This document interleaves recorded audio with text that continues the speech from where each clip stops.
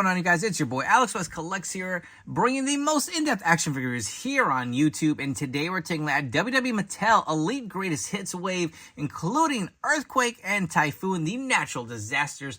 If you are interested in grabbing these figures, they are now available and shipping from ringsidecollectibles.com. And you guys shop to use promo code FORLIFE to save 10% off your order.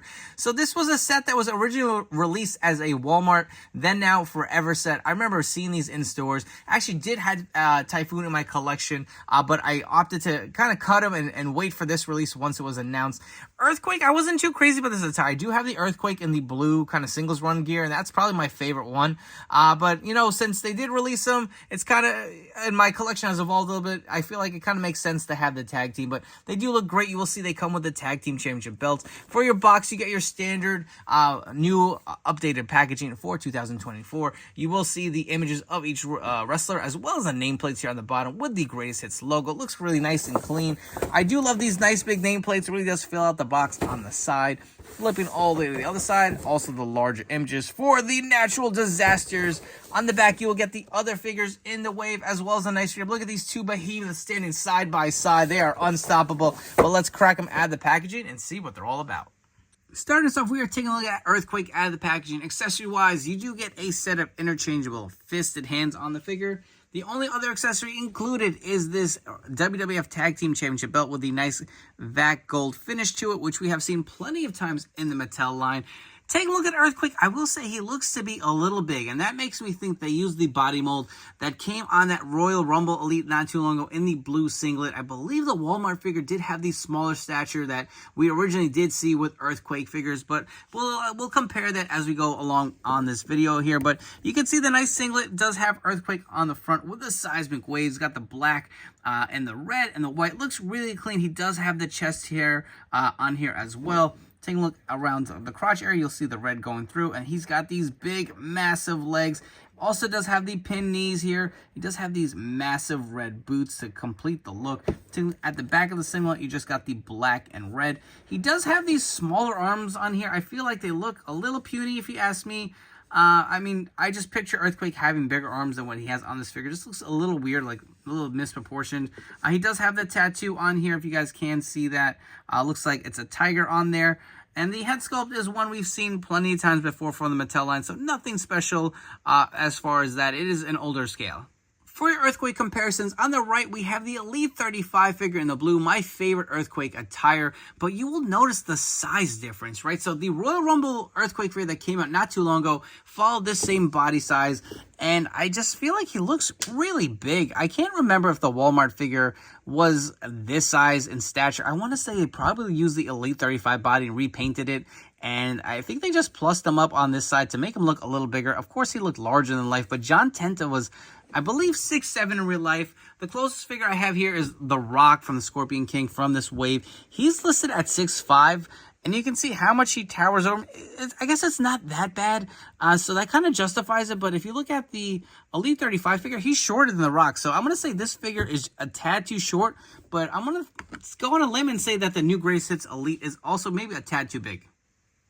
Additionally, the arm size I wanted to compare. So originally I thought the new Greatest Hits Elite had smaller arms. They are about the size at the bicep, maybe a little bigger with the Elite 35. But I will say on the forearm, I'm noticing that looks bigger. Maybe that's what is making the effect of this figure, the Greatest Hits Elite, having a smaller arm. Moving right along, we are taking a look at Typhoon next. So just like Earthquake, he does come with a set of interchangeable fisted hands. He also does come with this nice shiny VAC finish of the WWF Tag Team Championship belt. He does have similar gear to Earthquake. He does have the nice red singlet with Typhoon on the big letters on the front. He does have the black kind of trunks look for the singlet. I believe he has the same body size as Earthquake. We will compare that. But he does have these gigantic looking legs as well as these big boots. The head scan does look great. I do like the likeness to Typhoon. Looks really good. You can see the sculpting of the hair here on the back. Does have more of the red on the singlet up top, and the bottom part does have more black. You can see that. Additionally, he does have the pin legs. I feel like every figure in this set had the pin legs. I'm just, like, I feel like I said this in every video. I'm just surprised. He does have the bigger arms, so definitely bigger arms than Earthquake, but I believe Fred Ottman is listed at 6'3", so let's bring Earthquake back. He's bigger than Earthquake, man, right? Just maybe a tad, and it's just, I don't know, man. The scaling, I want to know what you guys think. Do you think these figures are too tall? I mean, is it me? I just can't seem to make up my mind, but if he's 6'3", he's gigantic. I get they want to make these figures look larger than life because the natural disasters, without a doubt, were huge. And just to bring a few more of the bigger WWE superstars, these super heavyweights of our different eras. On the left, we have an Elite Mabel. In the back, we have the Ultimate Edition Andre the Giant. And on the right, we have an Elite Bam Bam Bigelow. And you can see how the natural disasters stack up versus these other super heavyweights. If you guys are enjoying this review, please make sure to like, comment, and subscribe. Let me know what you guys think of these figures. Will you be grabbing them? What do you think of this Greatest Hits Elite Wave? While you're at it, turn on those notification bells to stay tuned to the newest action figure reviews here on my channel. As far as these natural disaster figures go, I really do like them. I feel like these are a set of figures that I can justify being released in the Greatest Hits Wave. We haven't seen them in a while. Probably my biggest gripe is going to be the scaling. I feel like they probably are too tall. But, you know, Earthquake and Typhoon were just such larger-than-life characters on your TV screen. I can understand where Mattel was going by giving these larger legs because it really does add, like, some size and makes these big, chunky figures really fun. So I get it, but they are definitely plussed up from their original releases. I do like the double-jointed pinless elbows. It adds a little something to it. And even though they are a tad taller, they just feel larger-than-life in hand. But with this being the last figure review of the Greatest Hits Elite Wave, I want to bring all the figures back and rank them from my least favorite to my favorite. Bringing in all of the figures from this Elite Wave. So we did have quite a few figures, a little extra than what we're used to with an Elite line. We were actually supposed to have 8 figures. Remember, Bray Wyatt was supposed to be in this line. It was kind of the rescued figure that was supposed to be part of that Ultimate Deletion that did get canceled. Unfortunately, that is going to be postponed. Hopefully, we do see that in a Mattel line later down the road. That probably would have been my favorite figure from this set because it just looked phenomenal. But we're going to rank the 7 that we have in order from my least favorite to my favorite. And at the bottom, I'm going to go number 7, Seth Rollins. It just wasn't a figure that I felt was necessary. I feel like out of all his Shield figures, this is probably my least favorite look. So he's going to be at number 7. At number 6, I'm going to go R-Truth. Same reasons. Not the look I would have went for, and just a random figure to really throw in here. I feel like a lot of these figures just a random mishmash.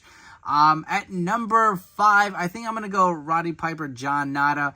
I don't think this was that rare, but it's not a bad figure. There's just not much meat on the bone for me to sit here and say that this was really wanted by a lot of collectors. Maybe I'm wrong. Let me know down in the comments below. At number 4, I'm going to go with Earthquake. I do like this figure other than the obvious scaling issues that we did cite before. At number 3, I'm going to go with Typhoon. I really do like this figure. I feel it is a plussed up version of the prior release.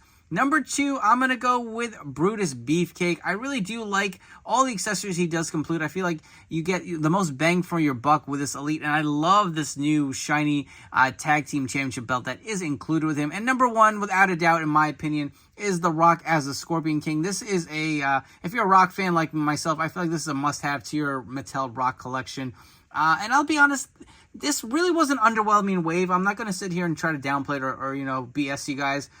I wasn't really excited for a lot of these figures, especially after the Bray Wyatt figure got canceled. My excitement went down even more so.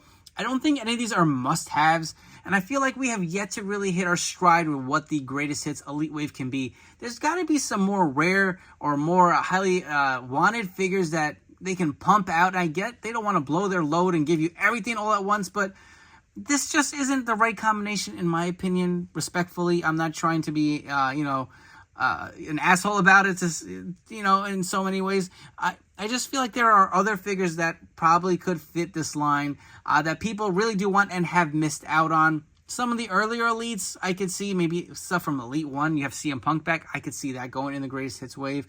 Maybe I'm still waiting for like an Elite 6. Batista would be awesome.